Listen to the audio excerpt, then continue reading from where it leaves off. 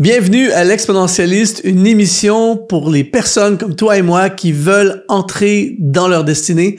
Aujourd'hui, nous allons parler d'un sujet qui est extrêmement puissant. On va parler de comment marcher sur les eaux. Reste jusqu'à la fin, je vais te donner des étapes pour que toi aussi, tu puisses, cette année, marcher sur les eaux. Juste avant, je veux t'offrir une formation gratuite que j'ai faite pour toi qui s'appelle « Comment atteindre l'extraordinaire dans ta vie ». Dieu a des choses en réserve qui nous dépassent. Et la question, c'est comment on fait pour les atteindre? Eh bien, je réponds à cette question, à toutes ces questions dans cette formation qui est tout à fait gratuite.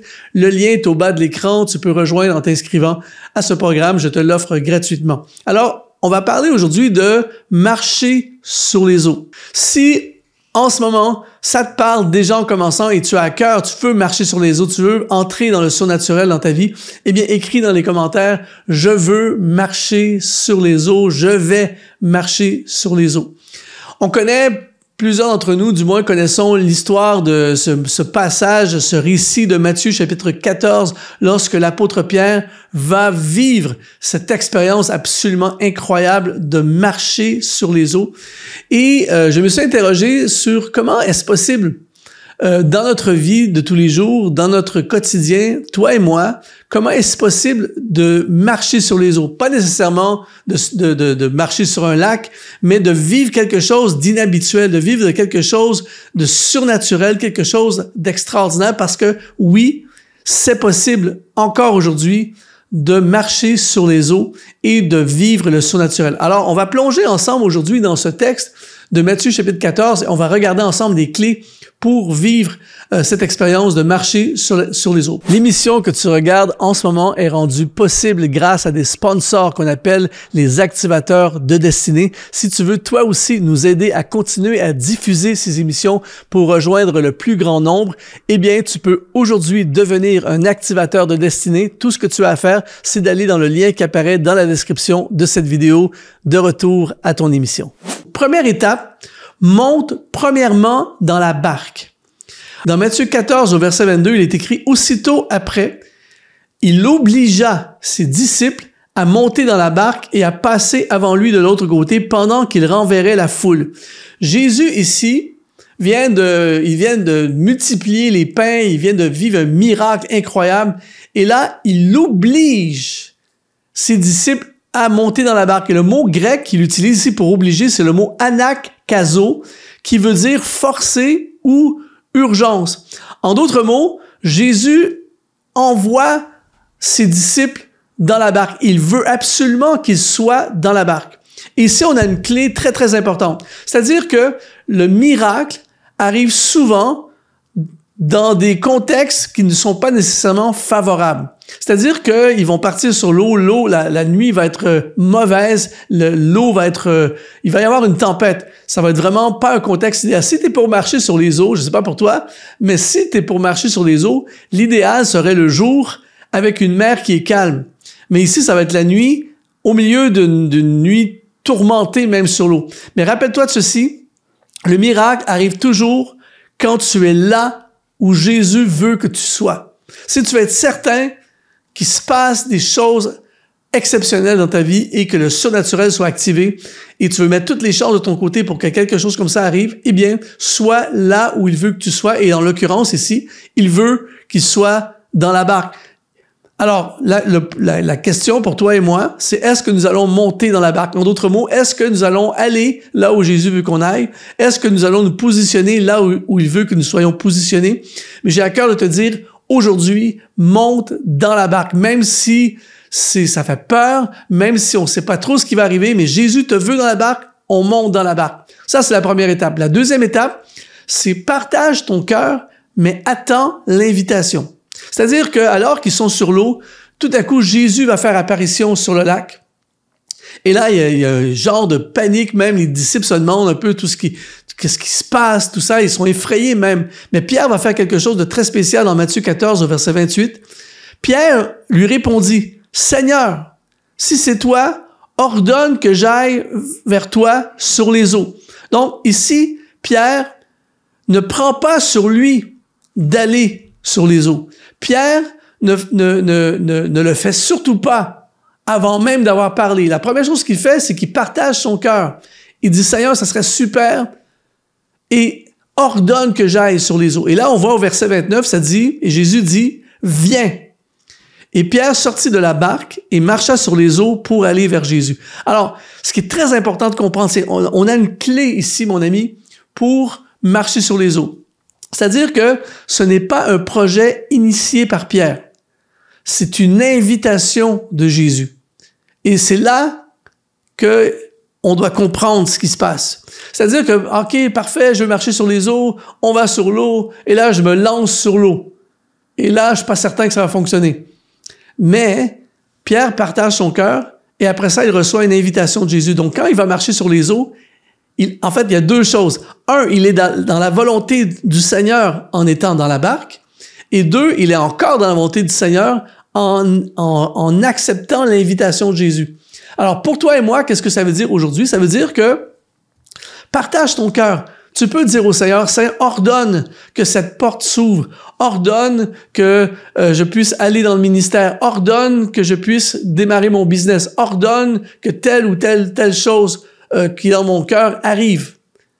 Mais tu ne bouges pas tant qu'il n'a pas lancé son invitation. Il y a beaucoup de projets qui avortent, qui ne marchent pas, qui tournent mal, parce que à la base, il n'y a pas eu d'invitation. Combien de gens se lancent dans le ministère sans invitation? Combien de gens lancent une entreprise sans invitation? Combien de gens font prennent des décisions financières importantes sans invitation? On prend des décisions de vie sans invitation. Première étape, tu partages ton cœur. Tu dis au Seigneur qu'est-ce qui brûle dans ton cœur. Tu le présentes au Seigneur et c'est lui qui ordonne. Et là, quand il lance l'invitation, il dit « Viens me rejoindre sur les eaux. Mon ami, tu peux être certain que quelque chose va arriver. » Et c'est ce qui est arrivé à Pierre. Il a premièrement monté dans la barque, il a osé, il a accepté, il s'est soumis à aller et à être là où Jésus voulait qu'il soit, malgré les risques. Ensuite, il partage son cœur et là, il répond à l'invitation, ce qui m'amène au troisième point. N'attends pas la majorité. Si tu veux marcher sur les eaux, n'attends pas la majorité, parce que sois certain d'une chose, il n'y aura pas une majorité de personnes qui vont aller sur les eaux. On lit dans Matthieu chapitre 14 au verset 26 jusqu'au verset 28. Quand les disciples le virent marcher sur la mer, ils furent troublés et dirent « C'est un fantôme ». Et dans leur frayeur, ils poussèrent des cris. J'imagine la scène. Jésus leur dit aussitôt « Rassurez-vous, c'est moi, n'ayez pas peur ». Et Pierre répondit « Seigneur, si c'est toi, ordonne que j'aille vers toi sur les eaux ». On voit ici que félicitations aux disciples, ils ont tous accepté et obéi, ils sont tous montés dans la barque. Donc, première étape, ils ont réussi. Mais maintenant que Jésus arrive, et là, Jésus va les déjouer. D'ailleurs, le Seigneur est spécialiste pour nous déjouer. Jésus a fait toutes sortes de choses qui les ont impressionnés, mais je pense pas que les disciples s'attendaient à ce que Jésus arrive en marchant sur les eaux. Je pense qu'ils ont été complètement déstabilisés, tout ça. Et donc, ils sont dans la barque. La majorité est dans la barque. Ils sont là, mais le seul, et c'est là qu'on doit capter aujourd'hui, le seul qui va vivre l'expérience de marcher sur les eaux, c'est Pierre. C'est le seul qui a dit « Seigneur, ordonne que j'y aille », et c'est le seul qui va avoir l'audace de sortir de la barque. Et une des choses que j'ai apprises dans ma vie, une des choses qui est vraiment importante que j'ai appris, c'est que si on veut vivre des choses extraordinaires avec Dieu, si on va aller plus haut sur la montagne, si on veut aller plus loin dans la foi, si on veut réaliser et accomplir des choses que très peu ont fait, si on veut avoir notre propre histoire, notre propre témoignage, si on veut avoir quelque chose de puissant à raconter, eh bien, il faut accepter de ne pas suivre la majorité. Et ça, c'est un principe dans ma vie que j'ai accepté et que j'essaie de vivre le mieux possible, c'est-à-dire que parfois, on est tenté de prendre la route de la majorité parce que ça semble être la route de la sécurité et on se dit, mais puisque la majorité va dans cette direction, c'est ce qu'il faudrait faire. Combien de fois ça m'est arrivé dans des endroits, par exemple, ça m'est arrivé récemment, j'étais dans un grand magasin, une grande surface et j'ai vu la majorité des gens aller vers la droite et là, il y avait comme un genre de file d'attente pour les caisses. Et tout le monde était vraiment, il y avait la majorité, c'est-à-dire tout le monde était à droite. Donc, mon réflexe, sans même réfléchir, c'était d'aller à droite. Et là, je trouvais ça bizarre parce qu'à gauche, je voyais des caisses et je voyais personne. Et je t'avoue franchement qu'il y a eu une hésitation parce que j'avais vraiment envie d'aller... En fait, je me suis dit, il faut aller à droite, la majorité est à droite. Finalement, je suis allé à gauche.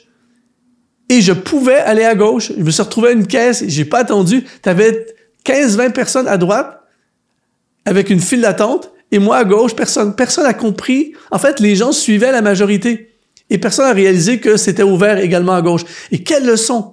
Et c'est exactement la même chose pour le marcher sur les eaux et pour le miraculeux. Tout le monde reste dans la barque parce que c'est logique, parce que c'est sécuritaire. Mais un seul se lève et marche sur les eaux. Et je déclare aujourd'hui que toi, tu seras cette personne qui va marcher sur les eaux. C'est-à-dire que tu vas faire ce que le Seigneur t'appelle à faire. Tu vas aller là où il t'appelle à aller. Même si c'est fou, même si c'est pas logique, même si c'est terrifiant, même s'il n'y a pas une foule, tu vas y aller parce que tu veux marcher sur les eaux. Quatrième étape qui va te permettre de marcher sur les eaux, c'est fonce en sachant qu'il ne te laissera pas tomber. Ça, c'est un truc incroyable de ce passage. Matthieu 14, 26, Jésus dit « Viens ». Et Pierre sortit de la barque et marcha sur les eaux pour aller vers Jésus. Mais voyant que le vent était fort, verset 30, il eut peur et comme il commençait à s'enfoncer, il cria « Seigneur, sauve-moi ». Ici, c'est quand même fort. C'est-à-dire que, on l'a vu, il obéit à Jésus, il monte dans la barque. Ensuite, il répond à l'invitation, il va sur les eaux. Et là, tout à coup, alors qu'il est sur les eaux, je ne sais pas s'il a un moment il réalise qu'est-ce que je suis en train de faire là, et là, il commence à s'enfoncer, il commence à se noyer même. Mais ce qui est beau dans cette histoire, c'est que Jésus, on le sait, Jésus va intervenir et va sauver. Jésus va pas amener Pierre dans la barque, ensuite vient rejoindre sur les eaux pour la laisser tomber alors qu'il a été au bout de sa foi. Et c'est pour ça que toi et moi, c'est possible aussi de marcher sur les eaux. C'est-à-dire que si tu as été invité par le Seigneur dans un projet, dans une aventure de foi, dans un pas de foi, eh bien, fonce, vas-y, et si ça se complique, c'est possible. Si ça se complique, tu pourras toujours crier à lui et il ne te laissera jamais tomber. Fonce, vas-y. Si tu as été invité, c'est sans limite jusqu'où tu peux aller. Dans l'invitation que le Seigneur t'a donnée. Lance-toi dans le ministère, réponds à son appel, démarre ton projet, change d'emploi, déménage, va étudier à l'étranger, fonce, marche sur les eaux, va, fais une déclaration d'amour à celle que tu aimes. Peu importe c'est quoi, fonce, marche sur les eaux si tu as reçu cette invitation du Seigneur. Pourquoi? Parce qu'il y a 3 catégories de personnes. Il y a ceux qui font jamais. Il y a des gens qui vont rester toute leur vie dans la barque. Il y a même des gens qui n'iront même pas dans la barque. Donc, il y a ceux qui ne foncent jamais.